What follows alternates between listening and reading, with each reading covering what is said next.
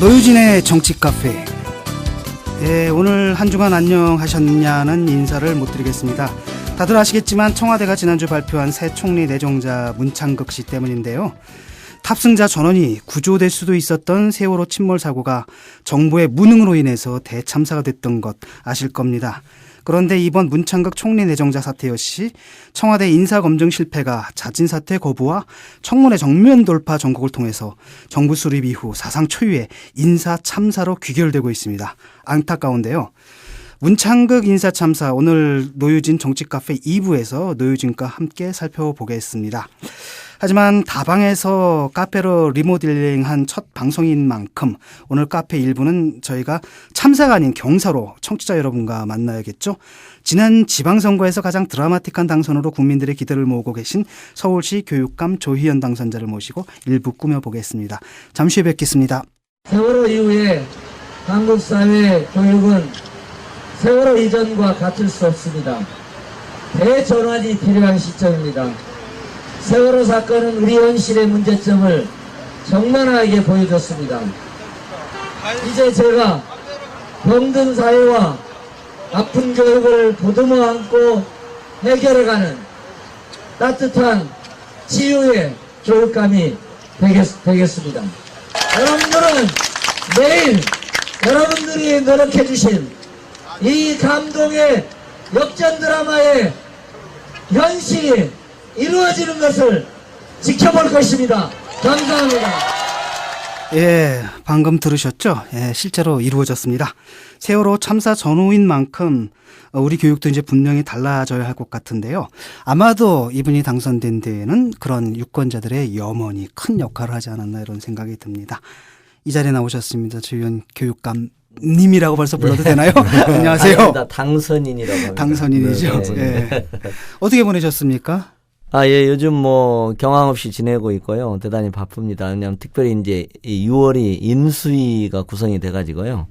지금 이제 내일부터 실제 교육청에 보고도 받으면서 인수 준비를 지금 하고 있습니다. 그래서 조금 바쁩니다. 네. 예, 조금 그 시계를 돌려가지고 그 선거 때로 좀 돌아가는 것도 괜찮을 것 같아요. 그때 그 추억들을 한번 되짚고. 조금 전에 그 연설할 내용이 하루 전날이었던 모양이죠. 맞습니다. 마지막 광화문 집회입니다. 근데 이미 그때 이길 줄 아셨던 거예요. 그때는 정말 소망이었습니다. 그러니까 감동의 역전 드라마가 내일 펼쳐질 것입니다. 제가 그렇게 말씀드렸거든요. 근데 진짜 그렇게 됐어요. 네, 아주 연설 자체가 역사적인 연설이 되어버렸습니다. 근데 그 개표 결과 보니까 30일 날 사전투표 끝났을 때 이미 1등이시더라고 그때. 예. 그러니까 그때가 그 거승덕 후보의 그 따님 글이 올라온 날 오후인데 그게 4시쯤 올라왔으니까 이미 투표 다 끝나고 나서였거든요. 근데 그 나중에 개표 결과 이렇게 따로 그게 나오잖아요. 보면 그때 이미 근소하지만 거승덕 후보의 앞선 1등을 그때 이미 그래서 이제 기록하셨더라고요. 사실은 이제 끝나고 나서는 어부질이 당선이다 이렇게 많이 했는데 실제 이제 자료를 뒤져보니까 지금 말씀하신 것처럼 사전투표가 30일, 31일에 했거든요.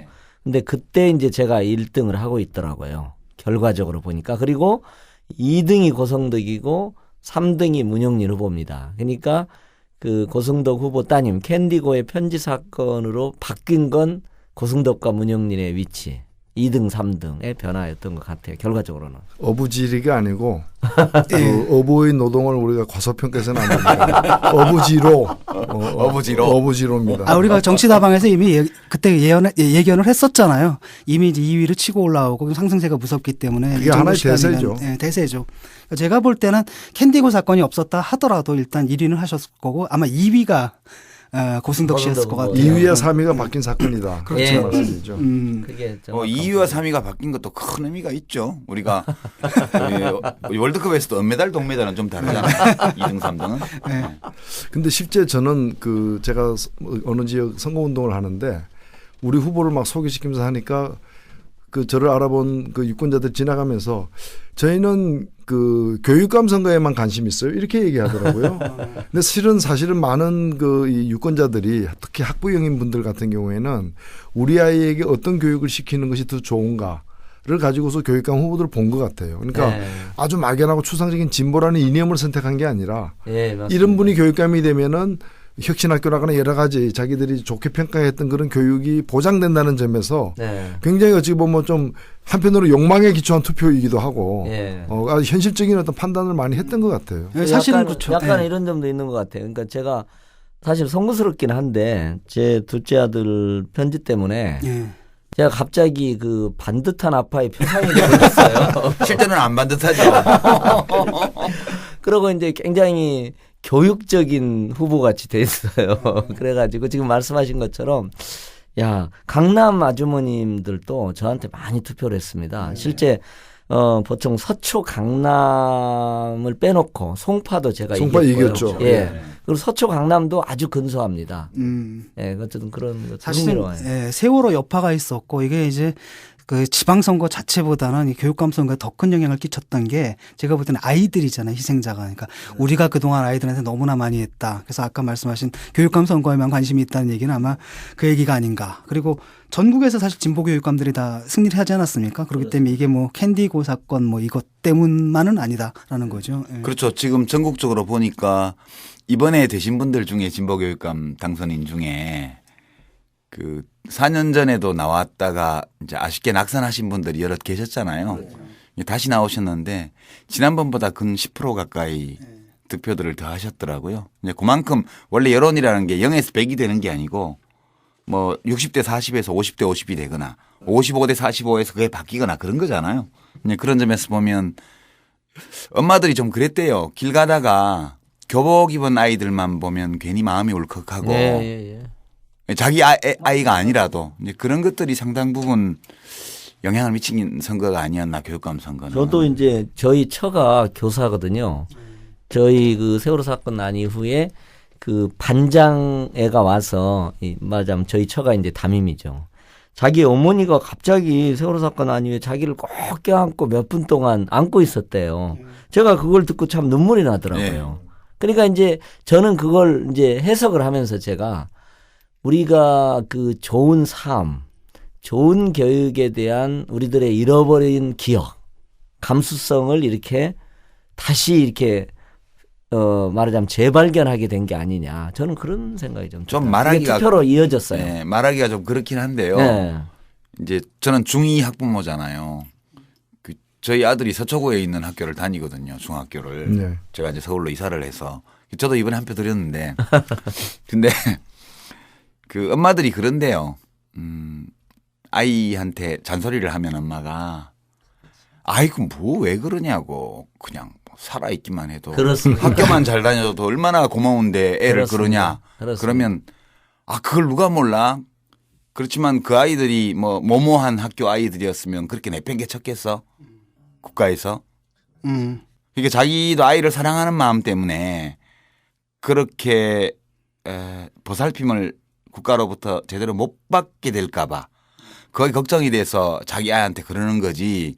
이렇게 학교로 자기 발로 뛰어다니고 하는 것만 해도 고맙다는 거 왜 남들 모르겠냐. 그런 대화들이 예, 저도 참 많이 오간대요. 예, 독일에다가 전화를 해가지고 마누라한테 공부 못한다고 뭐라 그러지 마. 살아있는 것만 해도 정말 살아있는 것만 해도 행복이야 막 이랬거든요. 네. 마누라가 가만히 있다가 그래 당분간은 그러시더라고요.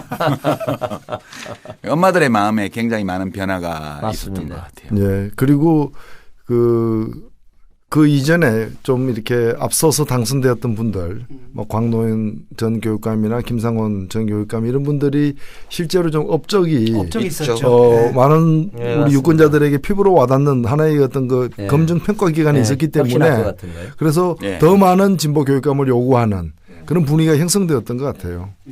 우리가 한때 그 광고 카피로 그런 게 있었잖아요. 당신은 학부모입니까? 부모입니까? 네, 그러니까 사실 부모의 마음, 학부모의 마음이 아니라 부모의 마음을 이렇게 갖게 된. 저는 이게 그 새로운 교육을 만드는 굉장히 중요한 출발점이고 동력 같아요. 그런 점에서 네. 세월호 이전과 세월호 이후에 한국 교육이 달라져야 된다는 맞습니다. 말씀의 무게가 이제 있는 거죠. 예, 진짜로 그러면. 근데 저 아드님 요즘 인기 굉장히 많을 것 같아요. 아니, 제가 원래 그 편지 저희 애가 이제 자원봉사를 했어요. 사무실에 와서. 그래가지고 이제 돕는다고 써왔어요. 근데 이제 솔직히 제가 좀 쑥스럽더라고요. 왜냐하면 제가 반듯하지 못한 면도 있을 거 아니에요. 근데 반듯한 면만 가지고 막 이렇게 써오니까 쑥스러워서 제가 한 이틀간 무식해 했어요. 하지 말으라. 그랬는데 이제 저희 선대본 사람들이 읽어보고 그래도 진솔하니까 싫자 이렇게 돼서 일종의 아버지를 제일 가까이서 보는 게 아들인데 누가 조희연 후보 교육감 후보를 아드님만큼 가까이에서 오랫동안 봤겠어요? 그렇죠. 저는 그렇긴 하죠. 그 자녀들이 그 자기 아버지나 뭐 하여튼 어머니든 아버지는 공직 후보가 된 자기 부모에 대해서 하는 이야기는 물론 되도록이면 좋게 말해주려고 노력하겠지만 그 마음조차도 이렇게 우러나올 수 있게끔 아이들을 키운다는 것은 되게 중요한 일인 것 같아요. 쉬운 일이 아니죠. 원래 지금 그 얘기 하려고 그랬던 건 아니고요. 잘생기셨더라고. 지금 뭐 연예 프로에서도 나오라고 그러는데 절대 그냥 뭐 얼굴도 절대 하지 마. 비주얼이 좋다고? 비주얼이 엄청 좋아요. 근데 그런 걸 절대 나가면 안 된다고 하는 거는 이제 진보 교육감의 그 자세는 아니죠. 본인이 성인이니까. 그 노래를 너무 잘해요. 노래를 너무 잘하고. 그러니까 실제로 연예 프로그램에서 탐낼만 하거든요. 그냥 바로 갖다 놔도 바로 뜰 수 있는. 근데 아버지가 교육감 하는 동안은 좀 자제해야지. 그 본격적으로 이제 그 주제로 좀 들어가 보죠. 지금 뭐 신문을 좀 검색을 해보지 않습니까? 그럼 조희연 교육감 당선인과 함께 가장 많이 떠오르는 검색되는 키워드가 일반고 전성시대거든요. 네, 옛날에 그 영자의 전성시대가 있었던 네. 일반고 전성시대인데 그 얘기를 좀 해야 될 것 같습니다. 가장 학부모들이 또 궁금해하는 게 바로 이거예요. 네. 그동안에 사실 일반고라는 게 다 뭐 특목고니 뭐 자사고니 이런 것 때문에 무슨 뭐랄까 이류학교처럼 그냥 이류학교, 네. 삼류학교가 돼버렸는데 내가 우리 아이 보내는 학교가 바로 이 학교거든요. 그래서 이 문제를 좀 얘기를 좀 했으면 좋겠습니다. 예, 그렇죠. 뭐 일반고 그래서 사실은 이제 이게 처음에는 일반고 르네상스라고 얘기를 했어요. 근데 르네상스가 좀 생소하잖아요.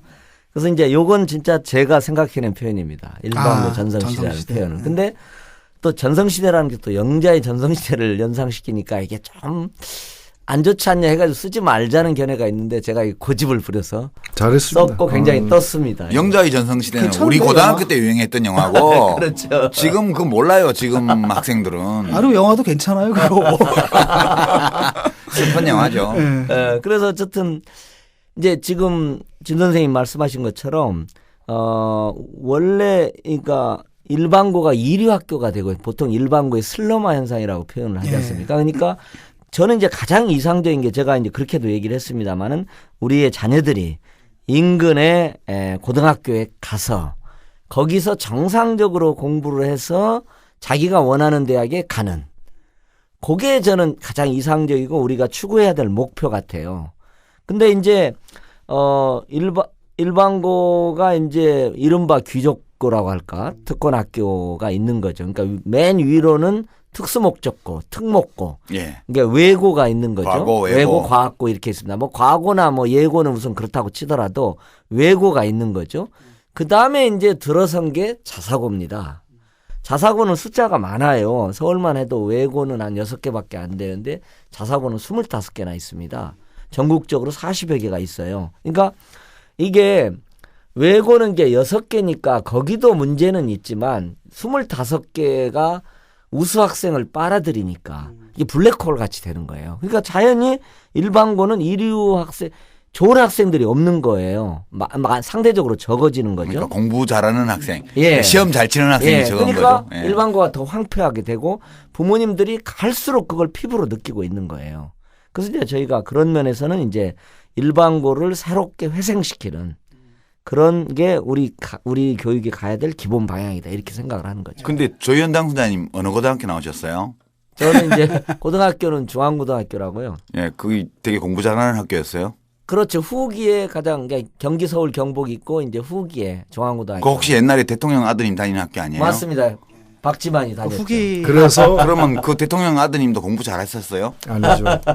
뭐를 그 제가 말씀드려야 될 것 같은데 저는 뭐 저는 담치기도 많이 하고 그런 소문이 있던데. 저는 저기 중학교도 시험 마지막 세대고 입시 시험 고등학교도 마지막 세대인데 그때 그 입시 제도가 없어진 것은 전적으로 제가 알고 있기로는 그 박정희 대통령의 아들 박지만 씨. 예, 때문에 없어졌다는 그때 소문이 흉흉했죠. 예, 자했죠. 근데 저는 박정희 대통령이 좌파라서 그런 거 한 줄 알았는데.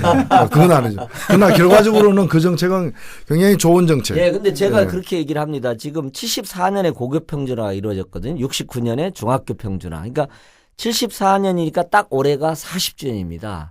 그래서 제가 이제 서울이 74년이에요. 예, 그죠? 그래서 예. 75년부터가 부산 대구. 예. 아, 예. 제가 이 대구의 예. 평화 아, 그래서 일기입니다. 그렇구나. 네. 예. 그래서 이제 제가 이것은 박정희 대통령이 했던 그 고교 평준화 40년이 되다 보니까 이게 완전히 다시 역전되고 말 해체됐는데 그래서 제2의 고교 평준화가 필요하다. 제가 예. 그렇게도 얘기를 합니다. 예, 그 말씀 잘하셨어요. 그 예. 논리도 괜찮고 사실 제가 저 중학교 이렇게 1학년 입학해서 보니까 우리 반에 동네 형들이 막 들어와 있는 거예요. 아니 중학교 시험을 보는데 재수 삼수 했다니까요 그 당시에. 예. 그리고 고등학교는 말할 것도 없고 그런데 사실 이 입학 시험을 없앰으로써 그 당시 이제 평준화 1세대들은 그 특히 이제 좀 좋은 학교의 이제 무시험으로 들어온 사람들은 뭐 뺑뺑이 세대로 그렇죠. 예. 괄시 받기도 하고 뭐 그랬었는데 실은 잘하는 학생과 공부 뭐 이것도 물론 시험이지만 시험 잘 치는 학생과 못 치는 학생을 섞어 놓았을 때 효과가 더 크다는 것은 다른 나라의 실험에서도 많이 확인된 바예요. 근데 잘한 사람만 속아내게 되면은 나머지를 포기하는 교육이 되니까 그건 공교육이 할 바도 아니거니와 잘한 사람에게도 그게 꼭 좋으냐 그렇지도 않다는 거죠. 고등학교 때 이제 제가 양정고등학교를 나왔는데 저희는 굉장히 무시를 당했거든요. 선생님들이 양정고. 우리를 평준아라고 불렀어요. 야 이 평준아들아, 야 이 평준아들아 맨날 이렇게 부르고. 그런데 나는 기억이 안 나는데 그랬다 그러더라고요. 선생님이 어느 날 그러니까 진중권이가 딱 있다가요. 평준아 아니었으면 저 이 학교 안 왔어요. 이랬더라고요. 근데 또 우리 하나. 진중권 선생은 평준화 세대인 동시에 수능 세대죠. 아니요, 학력고사 세대. 학력고사 그러니까 네. 본고사 안 봤죠. 네, 안 봤습니다. 제가 이제 평준화이면서 본고사를 본 세대고요. 우리 조희연 당선자님하고 노회찬 대표님은 입학 시험 시험. 세대 입학 예. 입학시 예비고사 본고사 맞습니다. 시전 예. 그리고 고등학교도 전부 다 시험으로 들어간 맞습니다. 세대예요. 예. 그러니까 그 짧은 기간에 굉장히 빠른 그런 교육제도의 변화가 변화가 일어나는데 있었죠. 네, 또 하나 이런 겁니다. 강용석 씨를 만났어요. 근데 이분이 갑자기 진보적인 발언을 하는 거예요. 아니 교육감을 뽑는데 왜 이상한 사람들이 투표를 하느냐. 20, 30대 걔들 뭐 무슨 상관이 있느냐. 왜 고등학생 애들한테 투표권이 없느냐. 고등학교 애들한테 투표권을 줘야 되지 않느냐. 막 이런 얘기를 해가지고 굉장히 진보적이다라고 하는데 그다음 말이 뭐냐면 우리 애가 말이야 자사고 다니는데 이러는 거예요. 자사고 다니는 학생이라면 당연히 반대했을 텐데. 그래서 지금 궁금한 게 바로 그 부분이잖아요. 이제 자사고라든지 특목고라든지 이런 것들이 이제 어떻게 되는 건가 그러면. 그렇지. 예, 그게 예. 지금 초미의 그게 관심사예요. 초미의 관심사입니다. 예. 솔직히 저희도 인수위에서 가장 핵심적으로 이제 검토를 하는 건데요. 일단 저희는 이제 자사고 폐지라는 공약을 내걸었습니다. 근데 요 자사고는 일단 제가 간단히 설명을 드리면 이제 이명박 정부 때 고교 다양화 정책의 일환으로 도입된 제도입니다. 그래서 이제 새롭게 되는데 그 골격이 이제 정부의 재정 지원을 받지 않는 대신에 교과과정 편성의 자율권을 갖는 거죠. 그거 등록금도 마음대로 올리고. 예, 그러니까 정부의 재정 지원이 줄어드는 만큼 그 부족분을 수업료를 3배로 올려서 그래서 많은 경우는 8,900만 원, 1,000만 원을 내야 됩니다. 연간. 예. 그래서 이제 대학이네. 외국에 그 명문 고급 프라이빗 스쿨이라고 이제 이 예. 사립 학교를 모형을 한국에도 도입하려는 거죠. 다양화라는 이름으로.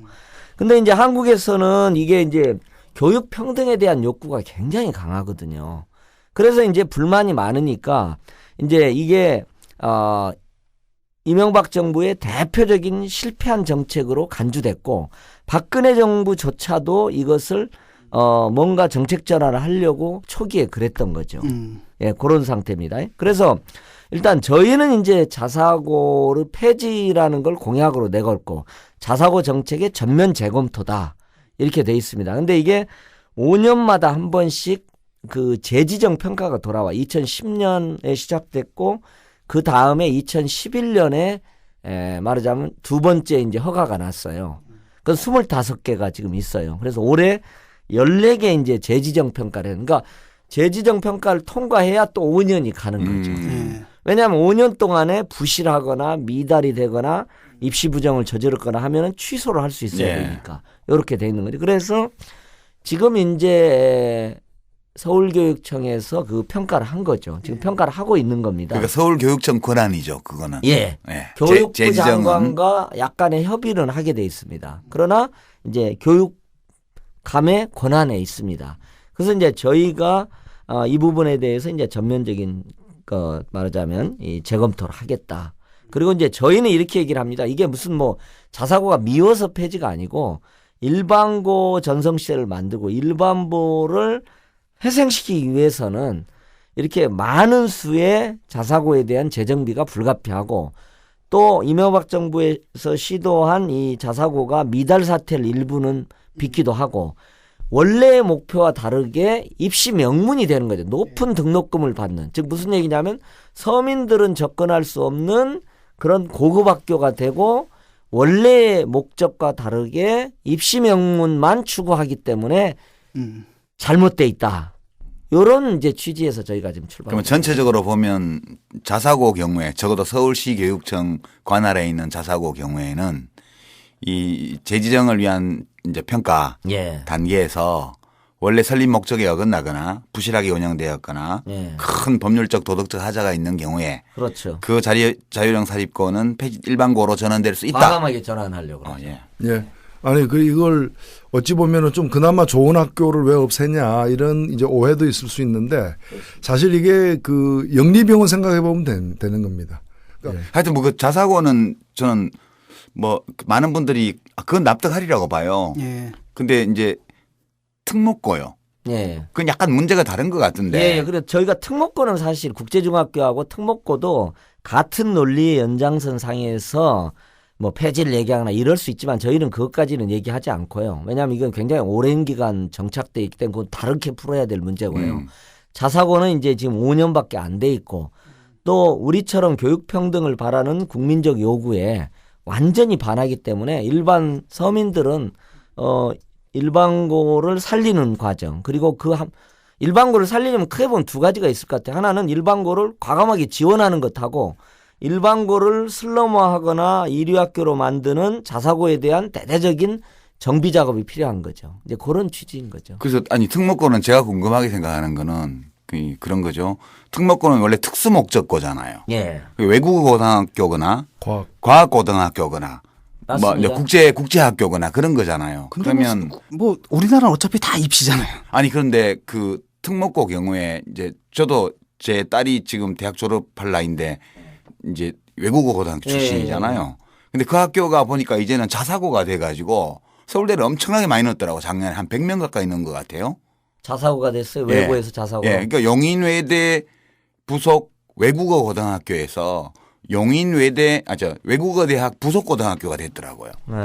자사고로 전환을 한 거예요. 모집 단위도 다 전국어를 열고 그 전에 용인시 학생에게 주던 30%의 쿼터도 다 없애버린 것 같고 보니까.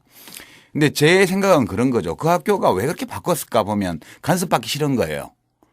그래서 저는 사실 특수목적고 경우에는 그전부터 그걸 느꼈는데 간단한 조차 하나로 사실 그렇습니다. 부작용을 해결할 수 있다. 그렇습니다. 예. 그 목적에 맞는 전형을 해라. 예. 예를 들어서 외국어가 같으면 외국어 실력 하나만 보고 뽑으라는 거예요. 왜 내신 성적을 보며 왜 뭐 이상한 면접 시험을 보며 그걸 왜 하냐는 거예요. 과학고등학교도 과학이라 하면 수학이 기본이고 뭐 물리학이나 이런 거 있잖아요. 그러면 다른 과목은 못해도 그 과목을 잘하는 그거 하나만 보고 뽑으면 되잖아요. 근데 신입생을 뽑을 때 형식은 그렇게 내세워 놨지만 다 내신하고 뭐 무슨 그전에 뭐 탭스니 무슨 토익이니 이런 성적들을 보고 뽑아요. 그래갖고 이제 소위 좋은 대학을 많이 보내려고 이거를 못하게 하는 거로 간단하게 우선 선발 할 수 있지 않나. 문제는 좀 우선 차치하더라도 예. 교육 과정이 원래의 목적, 예를 들면 외국어는 외국어의 목적에 집중하게끔 교과 과정에 대한 지도 감독을 하는 거, 저희도 이제 그런 생각은 좀 갖고 있습니다. 그래서 저는 선발 과정을 확실하게 선봐야 됩니다. 그거는 강제할 수도 있는 거지 않습니까? 네, 예. 선발 과정은 이제 엄격하게, 약간은 예. 복잡한 문제는 있습니다. 왜 그러냐면 외고에서 예를 들면 이제 영어 듣기 평가를 하면 중학교에서 또 그게 엄청난 사교육이 발생하거든요. 그래서 조금 복잡한 문제가 있는데 그건 뭐 별도로 또 고민해 근데 볼 수 아마 있을 것 같습니다. 외고를 갖다 외국어 능력만 이렇게 그 입시 조건으로 본다거나 과학고를 그러는데 수학, 과학 등만 보게 되면은 그게 이제 대학 더 좋은 대학을 진학하기 위한 징검다리로서 효과가 떨어지기 때문에 그렇게 거기 들어가려고 또 길을 쓰고 별 편법을 다 쓰지는 않을 거예요. 그렇죠. 그러니까 그 정말 거기에 특화하고 싶어하는 아이들만 가면 되잖아요. 예, 예. 저는 그 생각입니다. 그래야 되는데 이제 좋은 좋은 생각이- 대학에 가기 위한 입시 그러니까. 명문고가 되는 거죠. 그렇게 보내려고 아이들을 뽑을 때부터 그거를 소위 야매로도 보고 그걸 특수 목적으로 예. 좋은 대학 가는 게 특수 목적으로 된 거죠. 그 부분 한번 살펴보시면 좋을 것 예, 같아요. 예, 예. 예. 좋은 지적인 것 같습니다. 그 또 하나가 그 뭐 혁신고 문제는 어떻게 되는 네, 겁니까? 역시 예, 예, 예. 그러니까 이제 사실은 혁신고는 주로 이제 일반고의 어떤 학교 혁신, 학교 활성화, 교사의 어떤 자발적인 창의적인 교육을 위한 노력에 의존해서 그 학교를 활성화하는 거고 그 대부분은 이제 일반고를 살리는 주요한 정책의 하나가 있습니다. 그래서 주로 이제 그 혁신학교는요. 경기도에서 한 300여 개에 이를 정도가 있고 서울은 한 60여 개밖에 안 됩니다. 왜냐하면 이제 문영린 교육감 하에서 늘리질 않았거든요. 광릉 교육감에서 시도가 됐었는 건데 이제 이건 저는 이게 굉장히 중요한 교육 민주주의 프로젝트라고 생각해요. 지금 제가 이제 이렇게 보니까 교육 영역이 굉장히 권위주의적 구조로 돼 있어요. 그러니까 교육감의 권한도 너무 커요. 제가 보기에는. 스스로 내려놓으시겠네.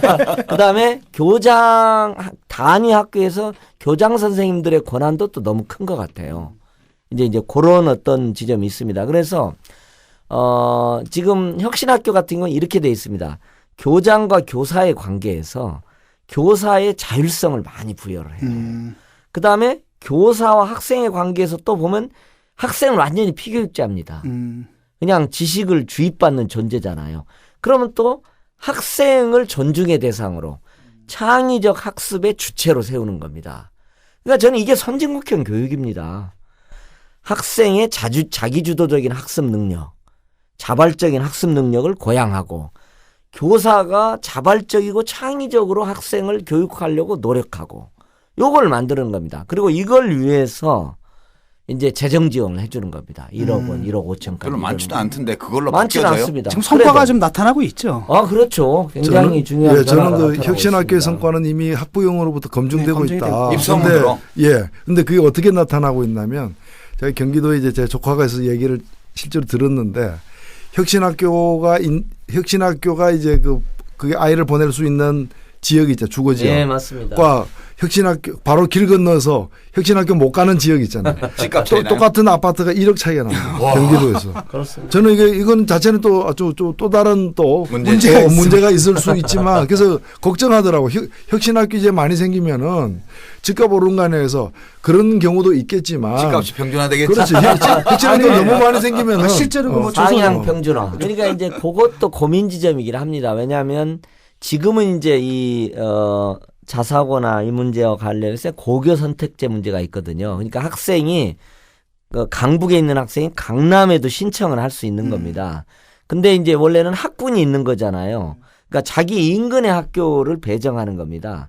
그래서 이제 지금 그 학군제 문제 같은 것들이 다시 제기될 수도 있어서 그것도 이제 조금 고민하면서 보완 대책을 마련해야 될 지점입니다. 아까 고 기사는 좀 소설도 있던데 아까 읽으신 그 부분은 맞는 것 같아요. 그런 점이 있을 수 있는 것 같아요. 그렇지만 뭐 무슨 건설 경기가 산다 이런 거는 좀 황당한 얘기고 뭐 이 혁신고등학교라는 게 학교 집 짓는 게 아니잖아요. 아까 지금 우리 조현 선생님 말씀처럼 1억 차이 난대잖아요. 1억 차이. 학교 안에서 살아가고 있는 주체들 사이의 관계를 바꾸는 거고 민주적으로. 그렇습니다. 그다음에 그 민주적 관계 속에서 학습하는 방식을 바꾸는 거잖아요. 맞습니다. 그러니까 그거는 소프트웨어의 혁신이지 하드웨어의 혁신과는 관계가 없는 거라고 저는 이해를 하는데 그 건설 경기 얘기가 왜 나오나? 제가 얼마 이제 전에 상상력이 또 풍부하신 분들이 있으시니까. 그렇죠. 그게 조선일보의 자기들 상상력입니다. 바람이니까 그렇게 나오는 거고 제가 얼마 전에 그 서울에 혁신학교 초등학교 한 군데 이제 그 6학년 학생한테 뭐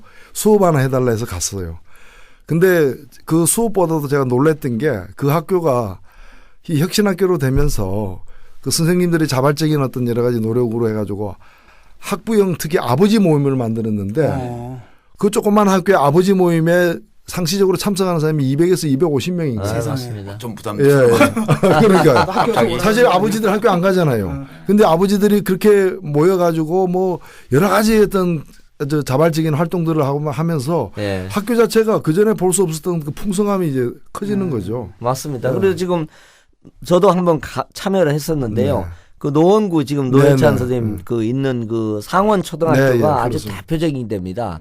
그리고 교장 선생님이 평교사 출신 내부 공모로 해서 됐어요. 네. 평교사가 공모 교장 교장 선생님이 되신 예. 거예요. 그 그러다 보니까 무시무시한 또 그 전교조 출신. 얼마나 적극적으로 일을 하시겠어요. 전교사 선생님들이 애들 굉장히 열성적으로 예. 대하세요. 열성적으로 대하시고 일반적으로 보면 맞습니다. 애들 많이 아껴주시고요. 만나보니까 뭐 머리에 뿔도 안 달리고 얼굴도 색깔이 똑같고. 그래서 상원 초등학교 어버이회는 아버지회는 굉장히 전국적으로 유명해서 이제 여러 군데서 이렇게 찾아오기도 하고 또 아버지들끼리 아이들을 매개로 관계 맺기를 하니까 네.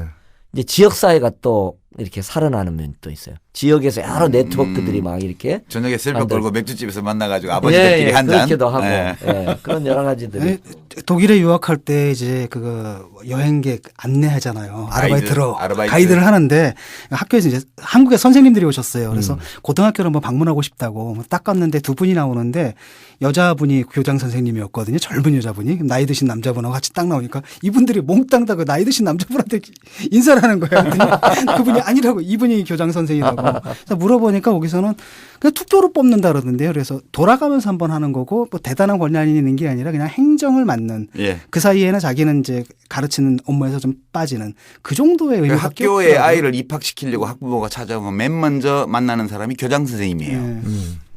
행정은 교장 선생님 담당이기 때문에 네. 제가 뭐 저도 경험해본 네, 바로는 예, 예.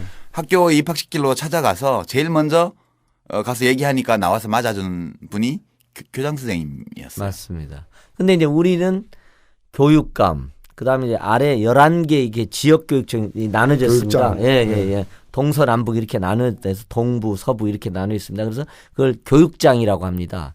그리고 이제 교장, 단위학교의 교장, 교감, 교사. 이게 또 어떻게 되어 있냐면 평가권이 위에 있어요. 예.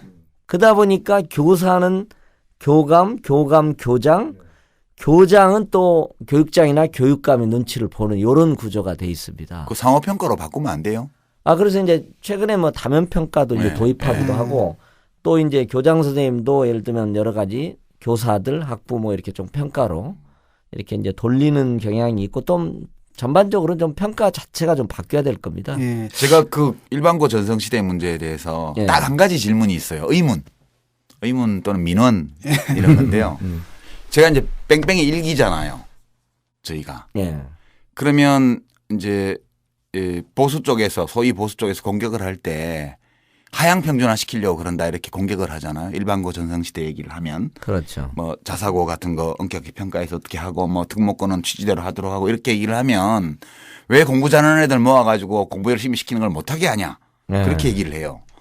근데 제가 최근 자료는 못 봤지만 한 7, 8년 전까지 그 PISA라고 해서 피사 예. OECD 회원 국가들 고등학교 1학년 그 학력평가 학력평가, 그 예. 국제 데이터를 학력평가. 예. 제가 본 기억에 따르면 한국 학생들이 이제 독해, 과학 뭐 이런 분야에서 이 평균이 굉장히 높아요. 평균 수준이 과목별로 보면 거의 탑 수준이에요. 최상위권.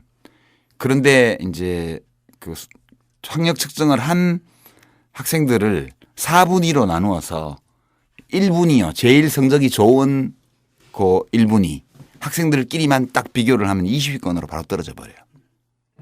그러니까 평균 수준은 대단히 높고 그러니까 아주 못하는 아이들도 별로 없고 아주 잘하는 아이들도 별로 없다는 거예요.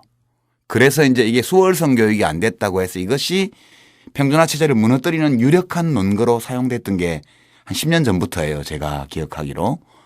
그래서 제 경험으로 보면 저희가 뺑뺑이 일기로 고등학교를 다닐 때 제일 문제로 제가 느꼈던 거는 선생님들이 평균 수준으로 수업을 맞추잖아요. 수업의 그렇죠. 수준을. 그러니까 사실 그때 본고사 체제가 있을 때인데 뭐 제 자랑 하려고 그러는 게 아니고 그냥 수업 시간에 들을 게 없는 거예요. 예. 그러니까 수업 시간에 잠을 자거나 그때도 그랬다고요. 1975년도에도요. 수업 시간에 잠을 자요. 왜 들을 필요가 없는 수업이니까. 예. 또는 지금은 더 많이 자죠. 예. 3분의 그래서- 1이 자고 예, 그래서 3분의 이제 1 떠들고 그 문제인데 요컨대 평준화 학교, 일반고 시스템의 평준화 학교 안에서 국가적으로 보면 수월성 교육도 필요하고 그리고 능력이 어느 분야에선가 뛰어난 아이들은 거기에 맞는 교육을 받을 권리가 또 있잖아요. 근데 그 문제를 어떻게, 그러니까 그걸 잘 해주지 못한 과거 평준화 시스템의 문제, 이거를 공격하면서 평준화를 무너뜨린 건데, 그렇죠. 예, 그럼 어떻게 이 문제를 극복할 수 있을까? 그게 예, 이제 사실은 이제 그게 좀 고민 지점입니다. 수준별 예, 예. 그러니까 이제 일단은 공부 잘하는 학생과 못하는 사람들이, 모든 학생들이 이렇게 섞여서 수업하는 것이 갖는 효과에 대해서도 여러 가지 연구 결과들이 있기 때문에 일단 그 지점도 하나 우리가 얘기를 해야 되고요. 그 다음에 이제 저는 그 점에서는 우리의 그 교육 패러다임이 좀 바뀌어야 된다는 조금 근원적인 교육 철학적인 문제가 좀 있는 것 같아요. 그러니까 뭐냐면 우리가 30, 40년 전에 교육은 선진국을 따라잡는 거잖아요. 그러니까 우수한 앞선 지식이 있는 거예요. 그리고 그걸 빨리 암기하고 빨리 따라잡는 건데 이제 그 시대는 지난 것 같아요. 이제 어떻게 하면 우리가 이제 굳이 얘기하면 지식 수준에서 서양 레벨에 왔어요. 그렇지 않습니까? 이제 따라잡았는데 이제는 얼마나 창의적 교육을 할 거냐는 문제에 지금 직면해 있는 것 같아요. 예. 이제 그런 점에서 보면 과거와 같은 그런 입시 위주, 국영수 위주의 암기형 교육으로부터 대전환이 있어야 될 것 같아요. 그래서 저는 창의 교육으로의 커다란 패러다임이고 그것은 이제 지금과 같은 시스템으로는 안 된다는 게 이제 생각이 있는 거고요. 그리고 이제 그런 관점에서 보면 우리가 재능, 소양, 능력, 학력이라는 것도 조금 다면적으로 바뀌어야 되는 거예요. 그러니까 이게 딱 국영수 중심으로 하면 이제 누가 먼저 그걸 그래서 선행학습이 나오는 거잖아요. 그렇게 되는데 지금은 이제 예를 들면 문예체 활동 있잖아요. 그리고 여러 가지 리더십 활동, 협동 능력. 이게 이제 현대 사회의 다면적 능력으로 저는 평가돼야 될 것 같아요. 그래서 조금 우리가 평가 기준, 재능의 기준을 좀 바꾸는 방식으로 사고를 하면 조금 해답이 있지 않을까 싶습니다. 사실 뭐 박근혜 정부도 그걸 입으로는 표방하고 있어요. 이른바 창조 경제가 바로 그거거든요. 그렇죠. 예. 창조 경제에 맞는 그 인재를 만들어야 되는데 그건 교육 틀은 옛날 그대로란 말이죠. 그러니까 창조적 교육이 필요한 거죠. 아까 말씀하신 그 피사. 예. 그래서 이제 그 뭐 중등학교 학생들을 전 세계적으로 이렇게 일정한 기준을 가지고 이제 평가하는 거에 보면 우리가 상위권인 건 맞습니다. 근데 1등이 변함없는 1등은 핀란드로 나오잖아요. 근데 몇 해 전에 이제 핀란드 교장 선생님 그 협의회 의장인 현역 교장 선생님이 우리나라 왔을 때 그래서 많은 기자들이 이제 관심을 갖고 이렇게 갔었는데 이분 얘기가 이 핀란드 교장 선생님 얘기가 핀란드도 우열반도 해봤고 다 해봤대요. 과거에 70년대도 해봤는데 결국에 자기들이 도달한 최종 결론은 뭔가 하면은 잘하는 아이 못하는 아이 섞어서 해야 된다는 거고 그럼 섞어서 할 때 학력 차이가 나는데 수준 차이가 나는데 어떻게 하냐. 수준에 맞게끔 따로 가르친다는 거예요. 그러려면 선생님이 엄청난 부하가 걸리는 거예요. 예. 그래서 선생님에 대한 지원. 그래서 거기는 기본적으로 모든 선생님이 석사. 그리고 선생님이 자기의 능력을 갖다가 이렇게 더 기르기 위한 휴직 내지 그 어떤 보수 교육 있잖아요. 그걸 아주 양질의 그런 교육들을 갖다 지원을 하는 거죠. 그리고 학급 수를 갖다 줄인다거나 그리고 기본적으로 이제 개인별 성적 매기는 이제 그 시스템을 없애버리는 그런 여러 가지가 복합적으로 되어가지고 결국에 자기들이 이제 그 시스템이 성공했다.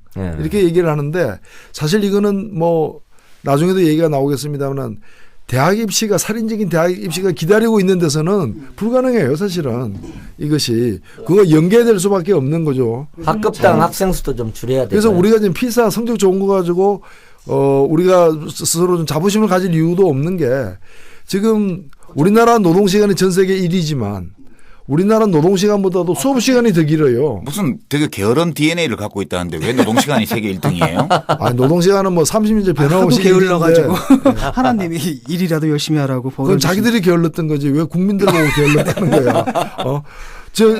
실제로 우리나라 학생들이 주당 60시간 공부를 해요. 예. 예. 저는 그 건의사항인데요. 네. 제 고등학교 때를 돌아보면 이런 식으로 해서는 안 될 것 같다. 그냥 섞어 놓는다고 좋은 건 아니에요. 네. 그러면 어떻게 그 학습 능력의 차이가 다른 아이들이 섞인 교실에서 그렇습니다. 서로에게 도움이 되는 방향에서 수업을 진행할 수 있을까? 저는 이게 제도의 문제라기보다는 이 교육 또는 학습 방식의 문제가 아닐까 하는 생각을 많이 하죠. 그러니까 섞여서 같이 하면서 조금 학습 능력이 빠른 아이들은 빠른 아이들대로 자기 역할을 할 게 있고 예. 그 좀 처지는 아이들은 또 같이 해나가면서 자기가 따라 붙일 수 있는 지금 당선인께서 말씀하신 것처럼 위에서 갖다 매기면 표준화된 내용을 할 수밖에 없어요. 네. 그리고 중간에 맞추면 아래로 다 문제거든요. 못 따라가는 아이, 그게 지루한 아이.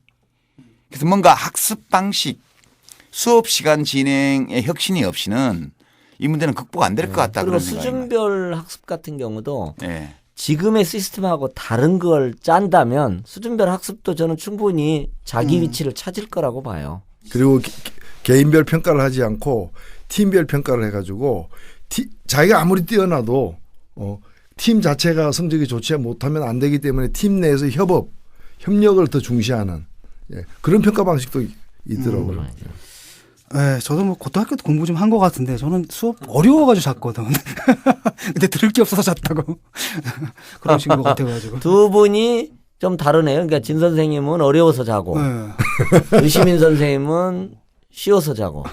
우리는 수업 시간에 그러니까 자는 수업 시간에 듣고 있는 것은 대학 입시가 저기 곧 오는데 시간을 낭비하고 있다는 느낌을 무지하게 많이 받았었어요. 그렇죠. 그렇게 되면 이 수업에 참여할 동기가 없어지는 거거든요. 그렇습니다. 예. 우리 이제 얘기가 자연스럽게 어디로 가냐면요. 이제 대학 교육 문제로 갑니다. 사실은 뭐 그 어떤 뭐 교육을 한다 하더라도 학부모들이 달려와가지고 진도 안 나가고 뭐 하느냐 이러면 참 난감하거든요. 그렇죠. 예. 이런 상태 속에서 얼마 전에 저 교육감 그 당선자들이 만나가지고 뭐 성명을 냈던가요? 예. 공통 공약이요. 예, 공통 공약. 그 중에 하나가 대학 관련 공약이 예, 있었죠. 대학 개혁을 좀 예. 하자. 대학 입시 개혁, 근데 사실은 학벌 체제 개혁. 뭐 이런. 교육감 권한은 아니잖아요, 그게. 그렇습니다. 이제 바로 그 지점에서 이제 교육감의 권한은 아니지만 초중등 교육을 근원적으로 왜곡시키는 게 대학 학벌 체제나 대학 입시 체제거든요. 예. 그러니까 궁극적으로 이번에는 진보 교육감 2기에는 이 문제에 대해서 좀 공동의 목소리를 내고 여론 환기를 하자. 그런 취지로 이제 얘기를 했죠. 그 사회적 의제로 만들기 위해서. 예, 예. 그래서 저는 토론을 위해서 이건 이제 저도 고민하는 지점이긴 합니다. 제가 조금 너무 확정적인 얘기보다도 저는 이런 생각을 한번 해봐요. 제가 1단계 개혁과 2단계 개혁을 한번 생각해 보자. 그러면 1단계 개혁은 초등학교, 중학교까지를 자유교육으로, 자유로운 창의교육으로 전환하자. 그러니까 고등학교를 제2의 고교평준화를 하는 의미로 해서. 그러니까 지금 뭐냐면 고등학교 들어갈 때까지는 말하자면 평등하게 들어간다 이게요. 지금 이게 인근학교 배정처럼 우리 그 고교평준화 하듯이 제2의 고교평준화를 통해서 고등학교는 그렇게 가자. 그러면 뭐냐면 입시 부담이 없잖아요.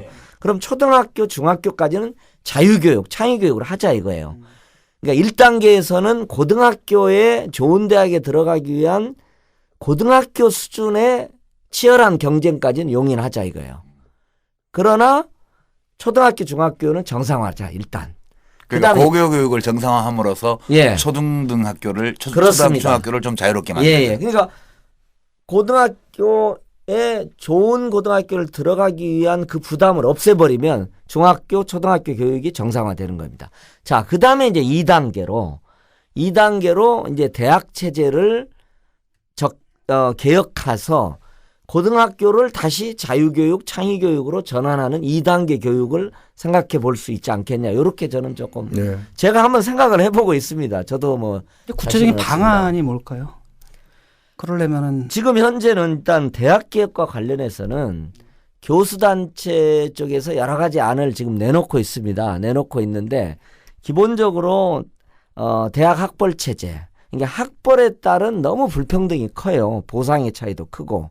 그다음에 학력 간 격차도 너무 크잖아요, 지금. 그래서 일단 대학 체제를 개혁하는데 지금 현재 나와 있는 방안은 예를 들면 이렇습니다. 왜냐하면 대학 현재 치열한 입시 경쟁을 완화하기 위한 방법이 뭘까? 여러 방법인데 일단 하나 예를 들면 이런 게 있습니다. 프랑스처럼 통합국립대학을 만들자. 1대학부터 10대학까지, 10대학까지, 예, 10대학, 예. 30대학까지. 그러면 전국에 10개. 예, 국공립대학 10개 시스템. 국립대학을 국립대학 1, 2, 3 이렇게 이제 한번 나눠보자. 이런 안도 있고요.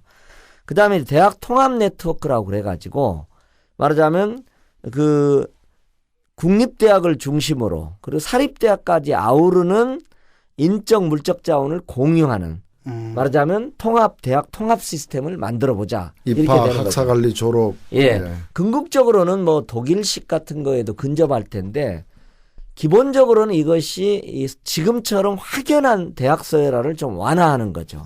그러고 대학 간의 특성화 영역들을 좀 분산시키는 뭐 그런 얘기인데 이게 이제 너무 먼 미래 일이 아니냐 이렇게 생각하실 수도 있겠지만 사실은 지난 대선에서 문재인 후보의 공약 중에 공동 학위제가 들어갔습니다. 사실은. 그러니까 공동 학위제는 통합국립대학하고 굉장히 근거리에 있는 정책입니다.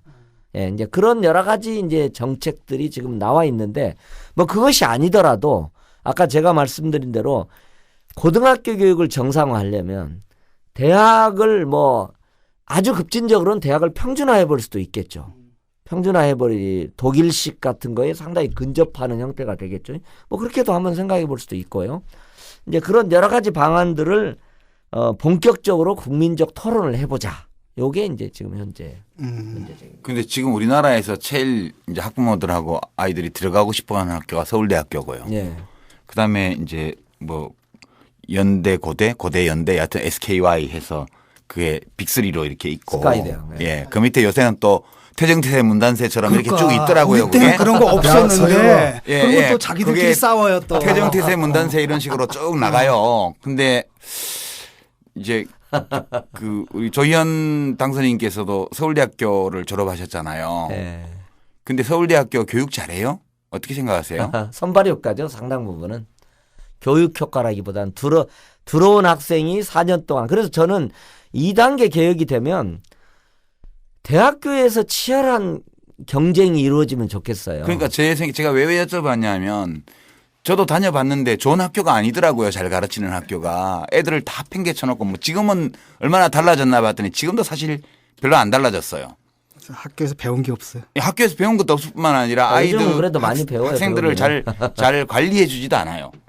그리고 이제 교수들의 제일 중요한 업무는 공부 잘하는 애들 뽑아가지고 외국 유학 알선해 주는 거예요. 보내고. 요즘은 정말 그렇게 되고 있어요. 예, 그러고 가서 뭐 미국 아이비리그 대학 이런 데서 따서 오면 제가 경제학과 출신인데 서울대 경제학과에서는 미국 아이비리그 출신만 교수를 뽑아요.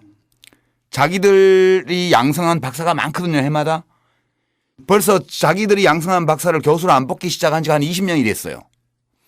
그럴 거면 박사 과정을 없애야지. 자기들 스스로가 교수로 안 뽑는 박사를 왜 양성하냐는 거예요. 그러니까 이건 저는 진짜 패습이라고 보고요.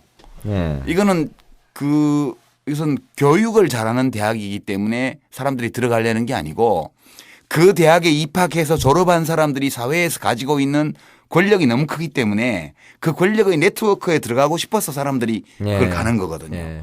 아니, 실제로 말씀하신 게 통계로도 입증되는 게 그 고등교육기관 평가에 보면 우리나라가 상위권에 못 들어가요. 뿐만이 아니고 대학생들도 그분들이 책임이 다 있는 게 아니지만은 중등과정 학생들 평가와 달리 피사 평가와 달리 대학생 학력 평가를 하면은 또 낮아요. 더 낮아지죠. 예, 더 낮아지는데 여러 이유가 있겠습니다만 여러 이유가 있겠습니다만 이게 대학 서열화가 되고 학교 졸업장만 있으면은 그것이 이제 나머지 인생을 거의 결정하잖아요. 그러니까 직장과 이런 걸 그렇죠. 갖다가 입학할 그러다 때 보니까 정해지는 거죠. 입학할 때는까지는 과도한 학습 물론 그 암기형 학습이겠지만 입학한 뒤에는 또 공부를 또 안 하는 거예요. 또 안 해도 그렇습니다. 되는 거야. 그러니까 사람의 운명이 자기 노력에 따라서 결정이 돼야 되는데 우리는 19살의 운명이 결정되는 나라. 그렇죠. 그러니까 19살 이후로는 학교 졸업장 가지고 이제 행사를 거의 할 수 있으니까.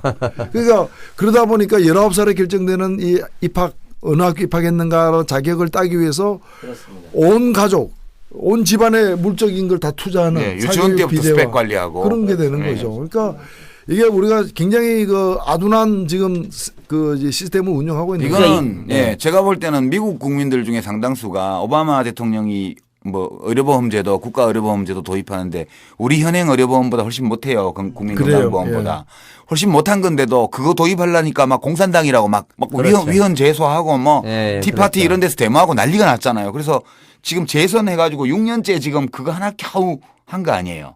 우리가 그 미국 사람들 보면서 저 고정관념에 사로잡혀서 자기 자신을 스스로 괴롭히고 있는 국민이라고 그렇게 비아냥거려요. 근데 이 학벌을 보고 있으면 정말 그렇다는 생각이 들어요. 우리가. 정작 공부를 해야 될 때 안 하는 거예요. 왜냐하면 모든 게 일단 입학할 때 이미 끝나거든요. 그렇습니다. 그다음에 적당히 학점은 어떻게 하면 그냥 따요. 예. 그리고 뭐 그러니까 학점도 지금 인플레도 좋은 심하고. 대학이라는 그 학벌이 갖는 그 기득권이 너무 세요. 그래서 이제 이게 어느 정도는 그 해체적 개혁을 해줘야 될 때가 저는 왔다고 봐요. 그래야지 사회 역동성이 살아나요. 지금 말씀하신 것처럼 19세 때 평생의 운명이 결정되고 그게 문화적 콤플렉스까지를 평생을 동반하는 온 거예요. 국민을 컴플렉스 속으로 몰아넣는 예, 맞습니다. 예. 근데 저는 이제 좋은 기회가 하나 오고 있다고 생각되는 게 사실 대학 교육 개혁이 안 됐던 원인이 여러 가지 있지만 그 중에 하나가 다른 나라와 달리 전체 대학 중에 사립대학이 차지하는 비중이 워낙 크기 때문에 사립학교는 어떻게 공권력으로 할 수 있는 데가 개입할 수 있는 데가 아니지 않습니까? 근데 이제 이거 뭐 불행 중 다행이라는 현상이 뭔가 하면 이미 대학 지금 정원이 이제 지금 남아돌게 된 거죠. 그래서 지금 대학 정원이 55만 명 정도로 이제 되어 있는데 지금 애들이 1년에 43만 명 태어나요. 2018년 15만 명 줄여야 그러니까 됩니다. 4년 후에는 고등학교 졸업생 수하고 대학 입학 정원이 같은 거예요. 예. 그러니까 모두가 그냥 들어갈 수 있는. 근데 이제 우리나라 평균이 이제 대학 진학률이 70에서 80% 사이기 때문에 이것도 과도한 거지만 대학 수를 갖다가 현격히 줄여 나가야 되고 그렇습니다. 2030년까지는 현존하는 대학을 절반으로 줄여야 되니까 예. 이 줄이는 프로그램을 대학 교육의 혁신 네, 맞습니다. 프로그램으로 활용하게 되면은 예, 예. 좀 연착륙이 가능하지 근데 않을까. 그게 맞습니다. 제가 맞습니다. 지방대학에 있잖아요. 저는 그래서 웃을 수가 없는 게 죽겠지 지금. 지방대학이 없어지고 다 수도권으로 집중되는 거죠. 그렇습니다. 이제. 예. 결과는 그렇게 나타나요. 그렇게 나타납니다. 그러니까 지금 지방대학의 지방사립대학의 교수님들이 신입생 모집하러 가을 되면요. 그렇습니다. 자기 목요 방문부터 시작해갖고 막 세일즈맨처럼 후달려요. 이게 연구하고 학생들을 가르칠 준비를 해야 되는데 신입생 모으러 다니는 거예요. 왜냐면 뭐뭐 학교가 문 닫으니까. 저는 아까 우리 조희연 당선인께서 좀 개요를 말씀을 하셨는데 좀 정말 전환이 필요한 시점이다. 네. 이제 좀 국립대학 통합안 이런 거 뭐 통합 네트워크 이런 게 좀 생소하실 텐데 정치자들은 네. 간단하게 아이디어를 제가 살펴보니까 그렇더라고요. 저도 옛날에 정치를 할 때 그 정책을 낸 적이 있어요. 그 선거에 나갔을 예, 때. 우리도 뭐 대선 공약이고 예, 그렇죠. 그래서 그렇죠. 지금 전국에 국립대학교가 한 70개 가까이 되잖아요. 네. 그러면 지방 국립대들이 지금 굉장히 피폐해 있어요. 그러니까 이 국립대학을 전부 하나로 묶어서 뭐 공동학점제를 포함해서 교수들 사이의 인사이동. 예. 예컨대 뭐 같은 대학에서는 승진 못하게 해서 무조건 그 네트워크 안에 다른 대학으로 가서 뭐 그렇습니다. 조교수에서 부교수 되고 부교수에서 정교수 되게 그렇게 하고요. 학생들이 그 국립대학 네트워크 안에 있는 그 대학에서 취득하는 학점은 서로 다 인정되고 그리고 졸업장이나 이런 거 받을 때도 그 이름으로 나가고요. 국가에서 인정해 주는 걸로. 그리고 이제 제가 하나 붙였던 게 서울대학교 학부는 폐지한다. 대학원만 남긴다. 서울대학교는. 그것도 이제 기초학문이나 이런 공공성이 강한 분야를 중심으로 남기고 그럼 서울대학교 그럼 학부를 없으면 교수님들은 어떻게 해야 되냐. 강의는 살려놔도 돼요. 기숙사도 많고 하니까 전국에 있는 국립대학의 학생들이 한 학기씩 서로 이렇게 바꿔가지고 와서 기숙사에 머물면서 수업도 듣고 예. 그리고 이제 시민들을 위한 평생교육 강좌 같은 거 열고 이렇게 하면 학부는 학부대로 돌아갈 수가 있고 예. 그러나 신입생 선발은 안 하는 거죠. 서울대학교가. 그럼 고대연대가 그 자리 차지할 거다. 하라는 거예요. 등록금 억수로 비싸게 받고. 그 대신에 이 국립대학은 연간 한 100만 원 선으로 등록금을 그냥 사실상 무상교육을 하자는 거예요. 이렇게 하면 지방 국립대학들이 살 수 있지 않을까요? 예, 이게 네. 처음에 이제 우리도 이런 얘기를 비슷하게 했는데 이제 서울대 폐지론 네, 또 그렇게 나가죠. 대학교 하향 평준화로 얘기되는데 그게 아니고 오히려 서울대를 70개로 늘리는 방안이에요. 제대로 이렇게 그 현재 지방에 이렇게 어려운 그 학교들을 여러 가지 재정 지원이라거나 투자를 갖다가 더 해서 더 훌륭한 교수들이 더 많이 오게끔 해서 교육의 질을 높이는 거죠. 그래서 사립은 어차피 손대기가 쉽지 않으니까 이제 이런 게 자꾸 지배적인 현상이 되면은 사립학교도 일로 그렇죠. 원하면 팔아주면 되죠. 그렇죠. 네트워크에. 아까 뭐 통합 네트워크에 포함시킬 수도 있는 거 아니겠습니까? 그렇죠. 그러니까 사실은 이제 저는 이게 이 대학 개혁 문제는 저도 이제 제가 이제 교육감 선거 나서기 전에 이제 교수단체 민교협 민주화를 위한 전국교수협의회 의장이었었기 때문에 이제 거기 많이 참여했었습니다. 그러니까 지금 이 대학 개혁 문제는 교육감 영역도 아니고 제어의 공식 입장도 아닙니다. 권한도 없어요. 그죠? 예, 권한도 없습니다. 그런데 이제 좀 앞으로의 논의를 위해서 이제 이런저런 얘기를 이제 해본다고 생각을 하면 일단은 공부를 대학 가서 한다 이렇게 좀 생각을 하면 좋겠어요. 맞아요. 그 전까지 좀 자유롭게 그러니까 우리가 세월호에서 느낀 것처럼 가족과의 시간도 갖고 다양한 문예체 활동을 하고 우리가 왜 삽니까? 네, 서로 좋은 대학 사랑하면서. 들어가기 위해서 살아요? 아니 서로 사랑하고 살아야지.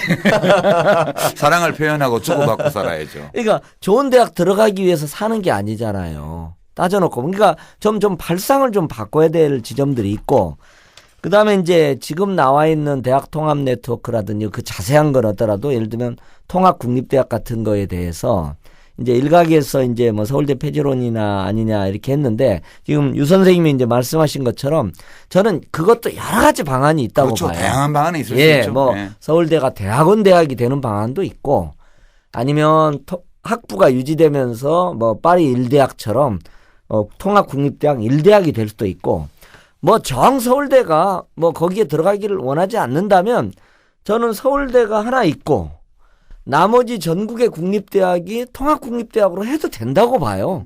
왜냐하면 그러면 서울대의 버금가는 국립대학 굉장히 높은 수준의 국립대학이 될 수도 있을 거예요. 그래서 서울대 학부 신입생 모집은 하지 말아야 돼요. 근데 재미있는 건 이제 그런 겁니다. 뭐 여러 가지 방안들이 열려 있다는 걸 말씀드리는 저는 겁니다. 뭐 옛날에 뭐 고등학교 때만 해도 뭐 서울대 저도 막 뭐 대단한 거다라고 생각을 했는데 막상 서울대 딱 가니까 다 서울대생이잖아요. 그렇죠. 바로 발에 차요.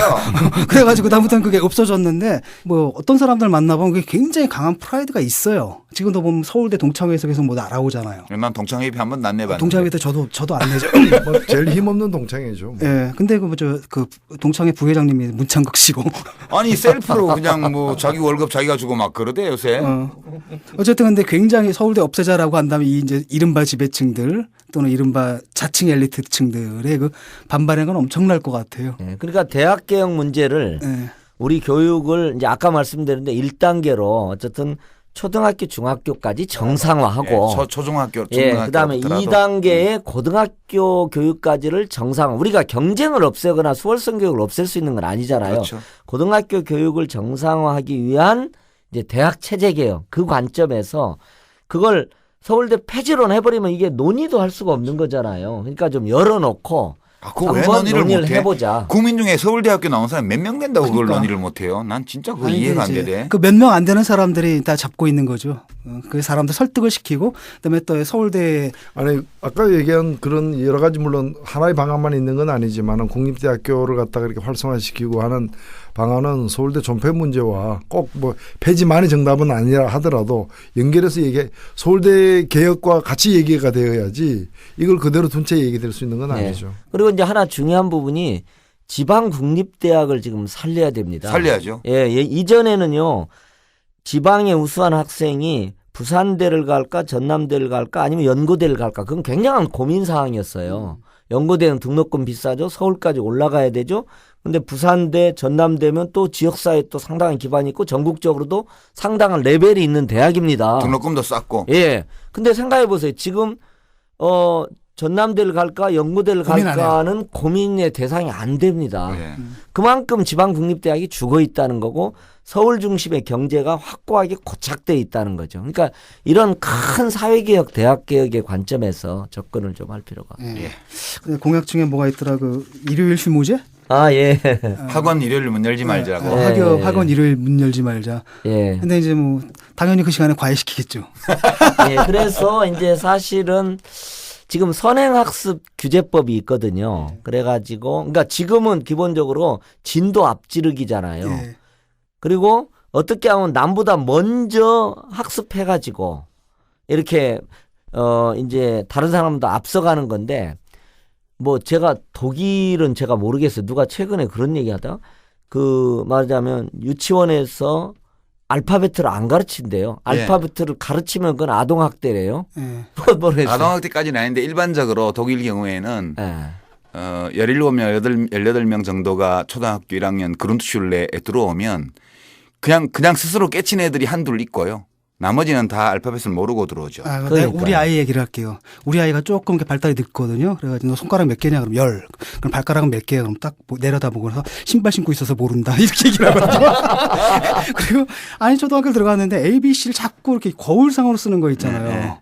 그래가지고 이제 러시아 잘하겠다. 그래서 물어봤어요. 가서 애가 좀 발달에 좀 장애가 있는 것 같지 않냐 그랬더니 막 야단을 치더라고요.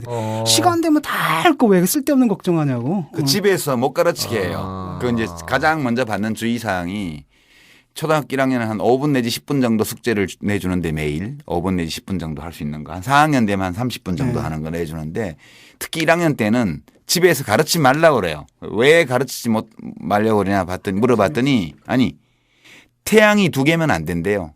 초등학교 1학년 수준에서 지적 능력을 키워나갈 때 하늘에 해가 2개가 있으면 아이가 방향을 알 수가 없다. 그러니까 오로지 해는 1개여야 되고 그것은 학교 선생님이에요. 담임 선생님. 그래서 집에서 못 가르치게 해요. 그러니까 우리들의 지금 입시 경쟁은 거의 아동 학대나 청소년 학대 수준이에요. 그렇죠. 독일이 독일 국민들이 가장 자랑스러워하고 외국에 수출하고 싶어하는 것이 뭐 벤츠 이런 게 아니라 독일의 교육제도와 선거제도라 그러더라고요. 근데 우리 국민들은 우리 교육제도가 자랑스러운 게 아니라 이거는 적성국가에게 수출해서 적성국가 빨리 망하게 만든다. 그럴 때나 쓸만한 것들은.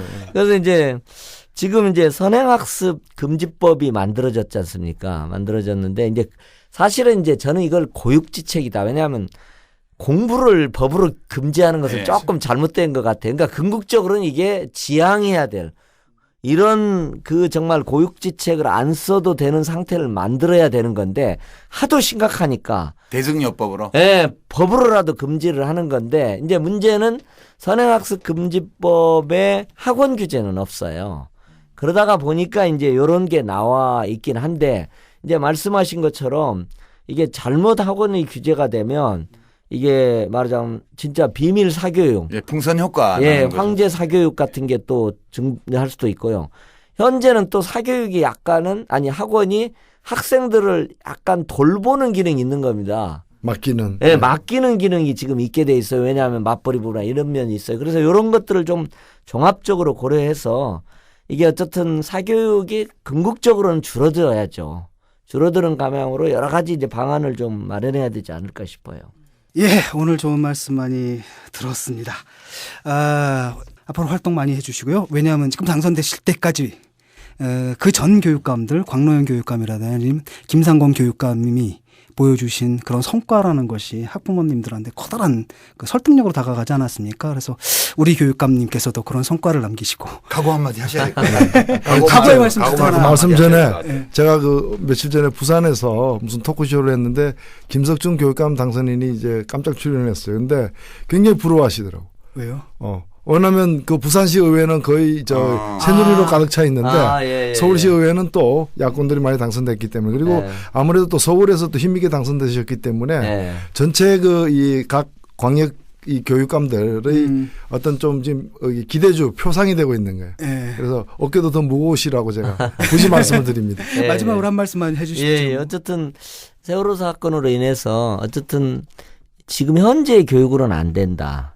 어떤 또 다른 교육에 대한 열망이 강하게 표현됐다고 생각을 해요. 그래서 이제 그 부분을 어떻게 받아 안으면서 이제 실제 새로운 교육을 현실 정책으로 풀어가는 건 쉽지 않은 과정인 것 같아요. 또 여러 가지 사회적 저항도 있을 수가 있고 또 뭐 저희가 진보적 가치를 추구한다고 해서 또 저희가 꼭 유능하란 부분은 없잖아요. 그러니까 그런 저희들의 부족한 점도 있고 그래서 이제 이걸 어떻게 지혜롭게 또 시민적 힘을 배경으로 해서 이렇게 풀어갈 것인가 하는 게 이제 저로서는 굉장히 중요한 과정이라고 볼 수가 있습니다. 그래서 앞으로 계속 좀 성원해 주시고 저에게 힘으로써 좀 성원으로서 좀 힘을 모아주시면 좋겠다 이런 말씀을 드리고 싶습니다. 고맙습니다. 네, 청취자 여러분들 많은 힘이 되어 주셨으면 합니다. 자, 그러면 노유진의 정치 카페 1부 여기서 마치고요. 저희는 잠깐 쉬었다가 다시 돌아와서 2부. 좀 짜증나는 얘기죠? 아니요, 저 재밌는 얘기예요. 재밌어 죽겠어요. 예, 뭔가 주제 자체는 짜증나지만 얘기 자체는 재미있을 수 있는 그런 주제로 다시 찾아뵙도록 하겠습니다.